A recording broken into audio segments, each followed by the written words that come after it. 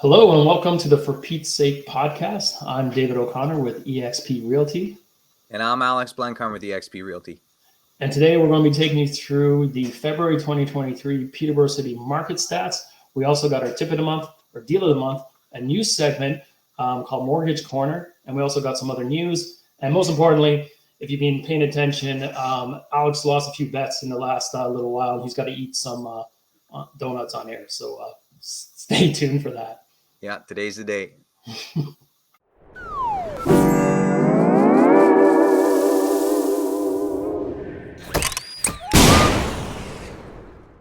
Alex, how's it going, buddy? Good. How you been, brother? Good. You hungry?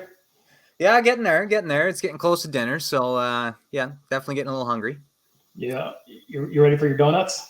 Yeah, I was going to bring a fork and knife, but you said you were going to make fun of me. So, yeah, I said if you were using a fork and knife to eat the donut on air, this relationship would end. Yeah, and I can't have that. Well, we can save that for the end. Yeah. So there's for those. I dropped off a Tim Hortons box that he hasn't opened yet, and there's a mystery surprise donuts inside. So there was a couple of bets we made that Alex is a brilliant guy. I just happened to get the upper edge on a couple of them. I'm sure it will turn around in the future, but I'm extra excited because if you don't know Alex, he's a super healthy guy. I've never seen him actually eat food. He just drinks water. So I don't know how his body's going to respond to eating sugary donuts. So stay tuned for that at the end. Yeah, straight water diet. But hey, before we get into the presentation, there's a lot of news happening in the Canadian/Ontario real estate world. What do you got for us? Yeah, so some big reports since we last spoke. The first one that came out was the GDP reading for Q4 of 22. So it came in at 0%. So a 0% change quarter over quarter, which is not great considering the population of Canada increased by about 360,000 people. So when we see that large of an increase in population, typically you see an increase in GDP as well. So not great to see, kind of no movement at all in terms of the GDP numbers. A reminder to everybody, a recession is defined as two negative quarters of GDP. So two back-to-back negative quarters of GDP. So we're at zero. So if we go down 0.1, we're at negative 0.1%. That would count as a negative quarter of GDP. Now, on the bright side, we did see the January estimate come in to be around 0.3%. Now, it's an estimate, but, a little bit of light at the end of the tunnel there, maybe. In terms of inflation, we saw the January 2023 CPI come in at 5.9%. So what that means is we've seen an increase in the basket for CPI. So it's a weighted basket of goods and services, basically.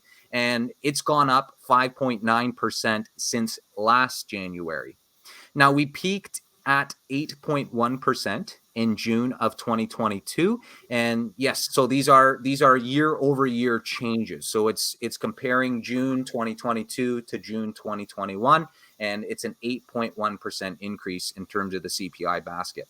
Now, when we're looking kind of at the breakdown of this CPI, we see that gas and food were both up month over month. So when we compare the gasoline and the food CPI from December to January 2023, we saw an increase there month over month. And those are kind of the two main pieces that continue to hurt, everyday Canadians like ourselves. Now, what we did see was employment numbers for January come in at 150,000 new jobs for the month. And most of those were reported as full-time workers. 121,000 of them were full-time workers. And the reason I bring all of this up is because it kind of plays into the large announcement today. Today is March 8th, 2023, and the Bank of Canada came out for their policy rate meeting today. And there was no media brief today, so we didn't get to hear Tiff talk. But what we did see was they held their policy rate at 4.5%. So no interest rate increase. And although we didn't hear Tiff talk, there was a statement that was released on the Bank of Canada's website. And I took a little excerpt out of that. And here's how it reads. So They said in their statement, the governing council will continue to assess economic developments and the impact of past interest rate increases and is prepared to increase the policy rate further if needed to return inflation to the 2% target. So, Dave, a lot of news there, but what do you make about that statement from the Bank of Canada? Yeah, so it sounds like there was no rate increase today, as we expected, because when they met on January 25th, they made a commitment to do a pause on rate hikes. So it would be a bad look for them if they did do an increase today. So we weren't expecting that. It does sound like I guess in layman terms, they are setting up the volley for potentially doing a rate hike either when they meet in April, and then if not April, June. So I think they're laying the foundation for a future conversation, which is going to be probably a mid-year rate increase, is what I'm thinking. Yeah, I'd have to agree with you there. And just kind of a side note on why I brought all of those statistics up.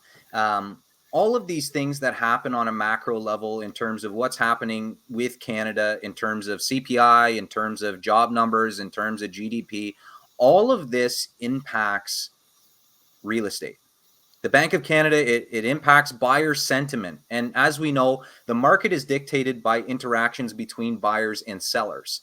And if there's no interaction from buyers because they're hearing all this doom and gloom and they want to put their buying plans on pause, well, then there's no real estate market. So that's why all of these kind of macro statistics are important to kind of look at and to monitor. No, exactly. We're going to get into it, but I'm just going to tease that it seems like a perfect storm is starting to brew where we could see the buyers come back to the table, and we could be going back into a seller's market this spring. So let's jump into the February 2023 market stats. Yeah, let's dive into them. We're going to do this is year over year, February to February. So February 2023 to February 2022. The average sales price has declined 24.3%. New listings has declined 45%. Number of new sales has declined 52.4%, and the days to sell has increased 257.1%. Alex, what do you think when you see these numbers? Well, I see a lot of declines. Yeah. I see a lot of declines. I mean, days to sell is obviously increased. But yeah, a lot of declines there. It's no surprise really when we think about February of last year. We'll kind of get into it here, but I think we saw like an $800,000 average price for a residential home in the city. So yeah, it's no surprise that we have seen declines since then in terms of average sale price. Seeing the number of sales drop by 50% is a little alarming though. Yeah, no, that one jumped out on me. And also it's interesting or important to note that we're now comparing to February 2022, which was the apex of that boom we saw last year. So that's why I wasn't surprised to see the days to sell being like 257%, because this time last year you just had to throw a listing up and it was selling. So I think the average, we'll get into it, but people were holding for a week and then it was off market. And I think the average days to sell, I think they came in at 8 days to sell for February 2022. So yeah, like just a week basically to sell. But we talked about it before. If they weren't holding, it would be 3 days, right? And they were just holding to get exposure for the property, get those out of town buyers up for the weekend, hold the competition, put buyers against each other, drive up the price. Everyone knows how it works for when we're in that kind of market. But that's what we're comparing to, though, the February 2022, which was the peak of the boom we saw last year. Yeah. So yeah, there's kind of the graph there for a visual representation. I mean, you do see it increase from November. You see kind of the bottom there in November, and we've increased since then. Not the bottom of the market, but the bottom of the average price. You can see it there now numerically came in at 575 in November, and we're up to 606 basically in February. Now, what's great to see is the average price increase month over month there. A slight increase from January to February. So yeah, great to see there. Another thing to note is we're almost at February 2021's average price. When you look back, we kind of went like this, and now we're kind of back to February price of 21, which, I mean, you look at the year over year change of 2020 to 21, that's a pretty substantial change, going from 474 to 604 in a year. Yeah, we haven't talked about this before, but it's interesting. It looks like with the information we have in front of us that this is the new baseline. Where if you look at 2019, 2020, the way we were trending up, then we know 2022 was definitely a big outlier, but there was also a big influx going into 2021. So are we in the middle of a longer spike, or is this price point we're seeing in 2021, 2023 the new kind of like baseline price? Yeah, for sure. And then looking at the new listings, just look at that small bar in December of 22. A huge drop off there. Sad little bar. It's a sad little bar, and it looks like we've almost doubled the number from December. You see 46 in December and 77 in February. Now we do see the new listings drop month over month, and in terms of the last 5 years, that's the lowest February of the last 5 years in terms of new listings. And this is the one that, when I say worries me, if it does seem like, as we'll get into, the buyers are getting ready to go, and if the listings aren't there, then we're going to be spiral into another seller's market. We're going to see prices go up. We're going to see competitions again. So I was surprised to see the 77 there, because again, we know the last 2 years are could be a bit of anomalies, but when you compare it to 19 and 20, and we're still down. So it's part of the formula or the recipe for maybe a spike in a busy spring market. And yeah, note on that. And I'm kind of checking active listings in Peterborough, as well as the pending listings. So pending listings are anything that hasn't closed, and the pending timeline there is 0 to 180 days. So anything that has sold basically and hasn't closed in the last 180 days. Now, the ratio is getting larger and larger for active to pending. We're seeing more pending than we are active.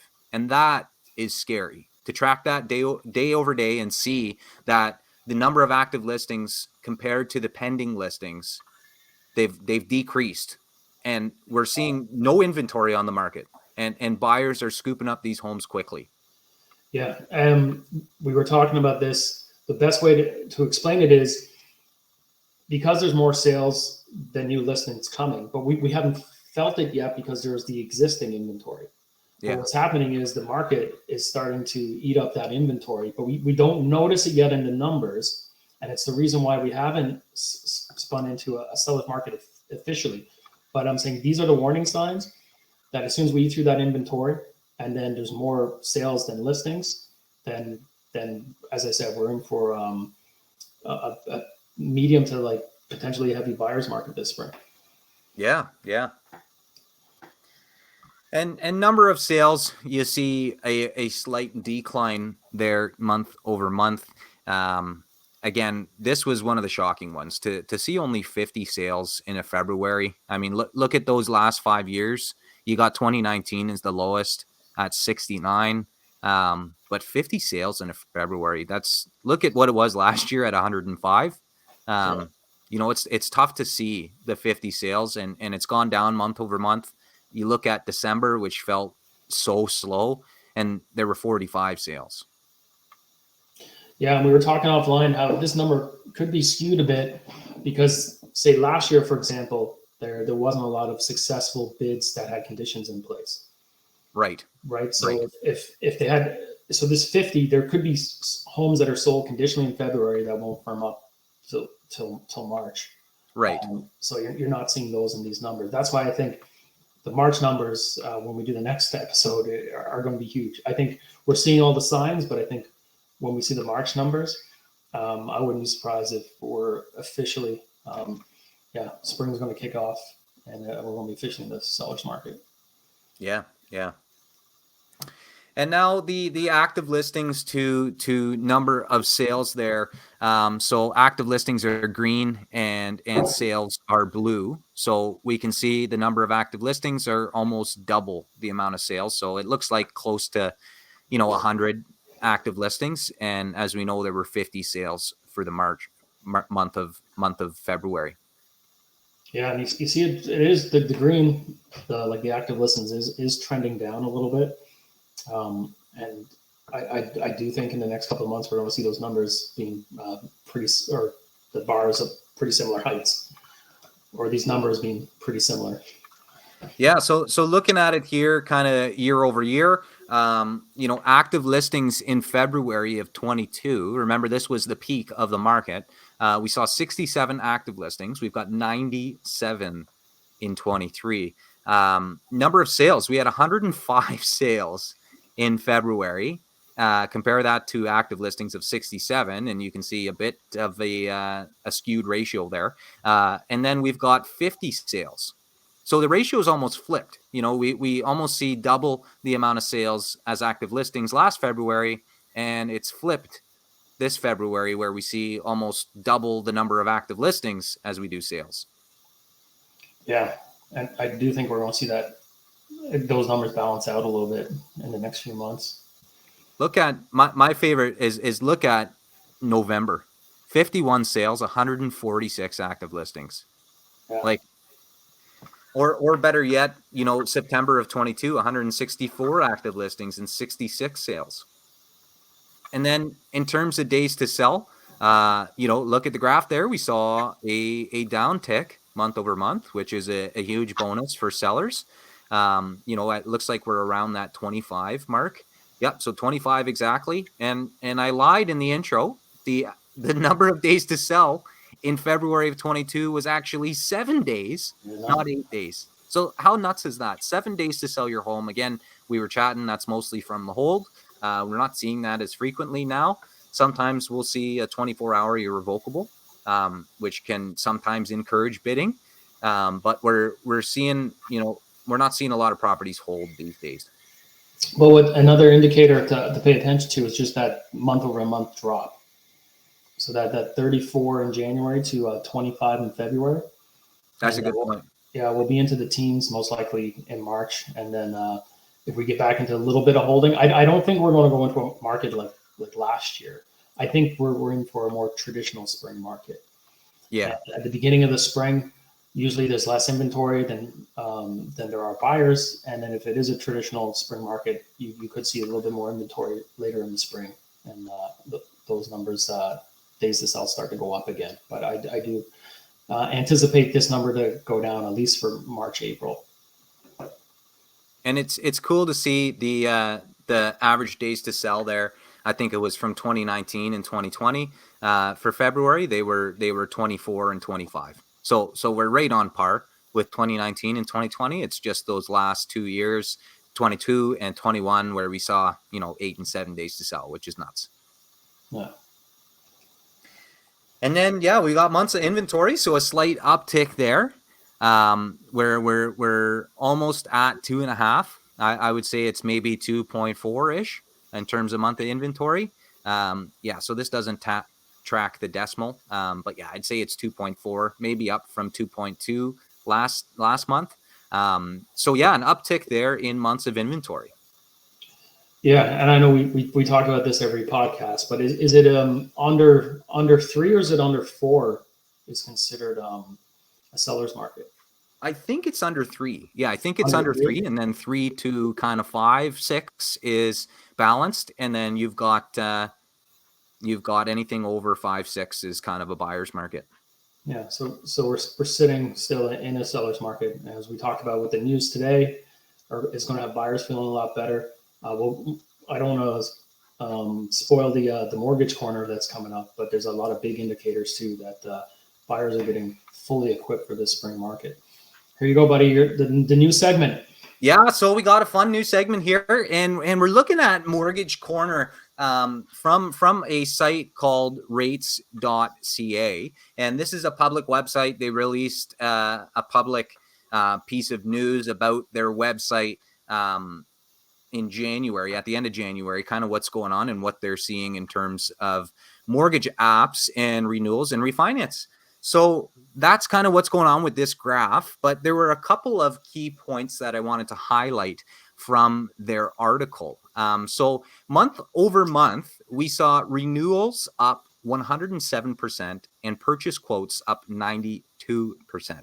So we also saw year over year, and that's what this graph measures. So compared to January of 22, renewals were up 49% and purchase quotes were up 48%.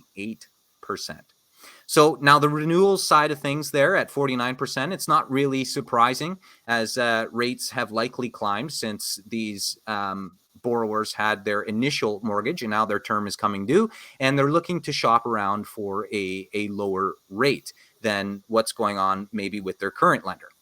Now, what's surprising is the 48% increase in mortgage applications. So if we think about what happened last spring, most of those buyers would be gearing up for their spring market purchase in January. They'd want to get their pre-approval in January and they'd get, everything ready and good to go for their February, March purchase so that they could close with that pre-approval in place. So seeing that we're seeing a 48% increase year over year in mortgage applications, that means there's more buyers out there trying to get mortgages than there were last year, which is crazy considering what happened in spring of 22. Yeah, now, what happened last year is people were taking on a lot of risk, and they weren't going through these proper processes. They were going in clean without doing their financial due diligence, just because of the urgency of the market they were in. And we've got a really maybe a surprise here for you. I don't know if I told you about it, but there's a surprise piece of news that I'm going to talk about as well in terms of the mortgage space. Another interesting statistic here from their article, they saw fixed quotes increased. They were up 75% over the past 4 months. So that's compared to variables. So 75% of borrowers are looking towards a fixed rate compared to a variable. And I mean, that's kind of obvious. Borrowers are going to try and maximize their purchasing power. And right now we're seeing fixeds lower than the variable rates. So that's why we're kind of seeing that influx of borrowers turning towards the fixed rate. Another interesting fact was they saw down payment amounts had dropped by 7%. Now, this could be due to falling home prices, but it also could be due to buyers putting less down and taking an insured mortgage, which is any mortgage where you're putting less than 20% down. Because when you take an insured mortgage, most of the time you can get a lower interest rate because there's less risk to the lender because that mortgage is insured.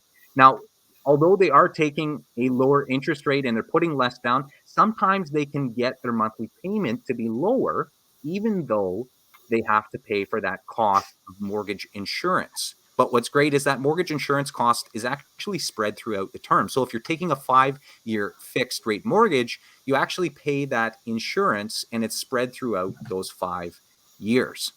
Now, overall, we saw an increase in mortgage activity. And this could be due to the seasonality of the market. These buyers kind of gearing up for the spring market, but it also could be due to buyers thinking that this is the potential bottom of the market. I know we've kind of talked about it a bit. Yeah. The other thing to note here with these, like it's January over January, it's just that most lenders, not all, but most lenders will hold a rate for 120 days. So when we see this January spike, as I said, it's people potentially retooling for the spring market. Absolutely. Yeah. And here's that piece of mortgage news I wanted to tell you about. Yeah. So OSFI, which is the Office of the Superintendent of Financial Institutions, super long name, so just call them OSFI. Basically, their job is to regulate and supervise federally regulated financial institutions like banks, insurance companies, and pension plans. So what they're looking at right now is they're potentially changing their loan to income threshold guidelines So typically right now you can qualify for about 4.5 times your income. So let's say you make $100,000 a year, you can most of the time qualify for $450,000 for a mortgage. But this could be subject to change as per OSFI. This would limit the buyers to a lower mortgage amount, which would decrease risk for financial institutions and could potentially lower home prices as affordability gets pushed even further away. Now, if anything happens, keep an eye on the news. It's likely to come out in Q3 or Q4 of 2023, but that could be a huge change for the housing market. Yeah, you got less spending power across the board. Yeah, so I was thinking like that could drop, prices because I mean, if like we were saying earlier, the market is dictated by interactions between buyers and sellers. If buyers can't afford to pay $650 for your house because they can't qualify for that amount for their mortgage, well, then you're going to have to drop the price if you want to sell. So we could see that have an impact on housing and the prices of homes. Definitely. And next up for you, we have the tip of the month. So for this month, we decided to go with a pre-approval letter. So just tying into everything we just talked about, with all the uncertainty in the market, it's always great to go get your pre-approval from your lender. Now, I want to clarify because I'm sure, Alex, you've run into this a lot. You'll deal with a buyer, and one of the first things you say, well, let's see what kind of budget you have to work with. So let's have you had a pre-approval? And they'll say, well, the bank told me I have about this, but that's great, but is an official like pre-approval letter? Because there's a big difference between Joe Bob at the bank telling you, yeah, the numbers look pretty good. You're probably good for about like 600 or so, and getting an actual pre-approval letter where they vet your debt to income ratios and they do everything. They give you a very firm number that we will lend you this amount of money. So we always think it's best to go get that pre-approval for a lot of different reasons. You got to know what budget you have to play with, but also financially, it can be very beneficial to you. Yeah, huge benefit for the buyer financially, because like you're talking about, you lock in an interest rate, which is huge when we're seeing bond yields on the increase slightly, but that directly impacts your fixed rate. So if you could lock in, let's say at a 4.9% for 90 to 120 days, and you're able to purchase something when somebody who got a pre-approval maybe a month after you locks in at a 5.2% fixed rate, that's a huge difference, especially for your first term when most of your payments are going towards interest. That is a huge difference on your monthly payment. And let's look just at last year. I know there was one rate increase that was a full point, right? And potentially there was two increases in a period where you could have had your 120 days. Now that is 120 days till the deal closes, right? Yeah. So, but if we look at last year, that's 1.25, 1.5. You potentially could have saved yourself last year. And absolutely, yeah. If you were going variable, which a lot of them were last year because it increased their buying power, and if you didn't lock in with a variable, maybe you got your pre-approval and your buying power decreased because you didn't go and get that pre-approval, 60 days before, kind of thing.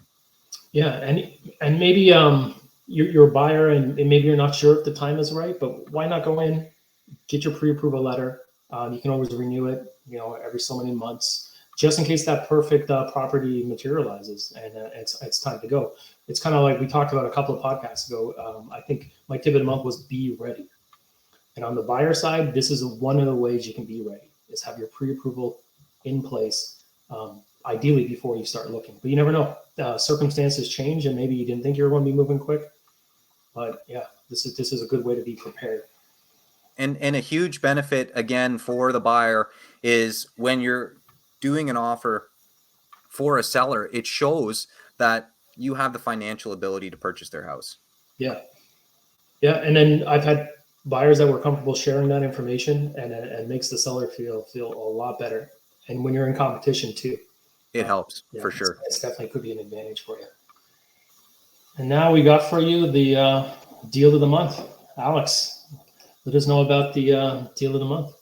Yeah, so welcome to 762 Water Street. Why is this the deal of the month? Well, as you can see there, it's got 6 bedrooms. 6 bedrooms on Water Street. And for those that aren't from Peterborough, Water Street is one of the main roads in Peterborough. And we kind of highlighted this one as a student rental because there is a bus stop just down the road from this property that goes right up to Trent University, which is on the north end of Water Street. So looking at this one, I mean, it looks pretty good for 667. Finish level, it's looking pretty nice for 667. Wouldn't you agree? Yeah, as you know, Alex, I've been through this property. It shows extremely well. There's a lot of recent work has gone into this. It's got a new roof, 2022, new furnace, 2022. Windows are newer. They have a new on-demand hot water heater, 2022, and also a brand new AC unit, brand new deck out back. They refurbished the kitchen. Great layout. Again, for student rental. And here's the bonus. So it's 6 bedrooms. And I know you're going to talk about the numbers soon, but one interesting thing to note, as you're seeing in these photos here, there's a heated garage in the back that has its own electrical, and it would be a perfect either store space, or it looks like it was previously used as an art space. And that could be additional revenue in addition to the 7 rooms. So yeah, there's a lot of opportunity here. Yeah, a lot of great opportunity. Now, let's jump into the numbers because, yes, this is a great looking product for 667. Beautiful home. But where this property really shines, it's in the numbers. So the listing here, it advertises a potential market rent of $800 per room, which, as we know, kind of watching market rents, it's not out of the question, especially for a property that looks as good as this property does. So let's run the numbers on it. So 6 bedrooms at $800 per room. That gets you a potential monthly income of $4,800. Okay, so what are your expenses? Well, let's hop into the mortgage payment. That's going to be your largest expense. So if you're paying, purchase price for this property is the list price. So we're purchasing at 667. We've got an estimated monthly payment of $3,182 per month for your first 5 years in a fixed rate of 5.24%, which I found on RateHub. Now, it wasn't the lowest interest rate, but I don't believe it was the highest either. But I tried to pick one that was kind of on par with what we're seeing in terms of the big 5 banks. Now, if we're looking at a mortgage payment of $3,182 a month, we can also look at the expenses, which could be taxes. So your tax bill for the month would be $327, and that is $327 a month. That's your 2022 property tax divided by 12 gets you $327 a month. So what does that leave you with? Well, that leaves you with $1,291 a month. How crazy is that? Now, you may have some other expenses on there, such as maintenance, vacancy, utilities, insurance, but maybe you can get $800 a room and they pay the utilities. That knocks that one. This is definitely a plus because, again, you get 6 students in there, splitting what, $400 worth of utility bills, an extra like $50 for them. That's pretty standard in this community, to be honest. And again, if you get that art space in there, that's just bonus. I think that number would potentially increase as well. And again, you'll probably talk about this some more, but we're talking year 1. Yeah. And that's the best part. Like, year 1 is typically the hardest year to hold an investment property because, I mean, the numbers only get better as you do pay down your mortgage. But this is year 1, and you're pocketing, maybe after all of those expenses, you throw maybe property management in there. We didn't want to do a deep dive on this one just for time's sake, but you're probably pocketing around, $400 a month, and you're putting 20% down. Yeah, and that's and we're padding some of those numbers as well. So that's the thing that's interesting. Here's another bonus pro tip for student houses. what I like about this one is because they convert some of the space on the main floor into rooms. The student houses with less social space tend to be the ones that don't have the parties. Yeah, It's yeah. a little, we don't talk about those kind of things, but it is a concern obviously when you have a student house. This one has great lounge space, but it's definitely not a kind of property that they'd be rolling kegs into. So And that's another thing with expenses here, right? Like maybe you normally throw 100, 150, $200 on maintenance. Maybe if you're renting to students, you lean towards the 300 to $400 a month just to be extra safe. Maybe there's a hole in the wall here. Maybe there's, a smashed oven there. Students can be hard on a property. So it's good to just prepare for that with your maintenance budget. yeah, do you mind while you're live on there? Do you mind bringing it up on the map there? Yeah. Let's pull that up. So I think when it comes to investment properties too, the reason I like students is just because, if you get a nice long-term tenant in there, it can be great. But what sometimes happens is, I just had this happen recently on a listing I had on Edinburgh, but you have these long-term tenants and the rents are now nowhere close to the current market rents, and it can become very difficult to sell. Obviously the pros to have long-term rentals, having people in there is it's less demand on you. You have a good tenant in there, you don't really worry about it for years. With students, maybe you get a group of students that want to stay for multiple years, but a lot of times you're doing annual leases and things like that. But the pro is that they're coming out and you can adjust the rents, as the market changes. Yeah, looking on the map here, if you look, it's just north of Park Hill, and I love this area. Your walking distance to downtown, and as Alex mentioned, the Trent Express comes right along there, and Water Street's a one-way street going north to Trent, and then George Street that parallels is the one-way street coming the other way, and there's a bus stop right over there, about a 3-minute walk. So primo location for definitely for Trent students or rental in general, because you're so walking distance to amenities. And that's Trent University, kind of up there where my mouse is. So it's just kind of north of Water Street. Great, fantastic park right here as well. I've definitely done a bit of fishing in this part right here. I mean, I've caught nothing but seaweed, but there's great entrances into the river there where you can go for a swim, you can go for a paddleboard, you can go for a canoe up the river, go underneath the Park Hill Bridge here. Fantastic park right here with a jungle gym and a basketball court. I've definitely played there a couple of times as well. So yeah, it's a good area, and it's fantastic, I think, for a student rental, with Trent University just being up the road here, and at 667 for that type of property. I mean, you can't go wrong. And as I said, I've been through it. The bones are really good. Obviously, I want to preface this, or you always want to get your home inspection and things like that. But they did a great job of doing updates, but preserving that the elements of a century home that people love, like the trim work and the staircase and things like that. Yeah, I'm a big fan of this one. Yeah, it's a nice property. All right, so Alex, now's the time, buddy. Yeah, so the big Hortons unboxing here. All right, so for those that maybe weren't tuning in for the whole podcast here, we had on some of the previous episodes, there were some bets that I got lucky enough to be successful in, and there was 2 bets, and the loser had to eat a Tim Hortons donut. So we were supposed to do it on air.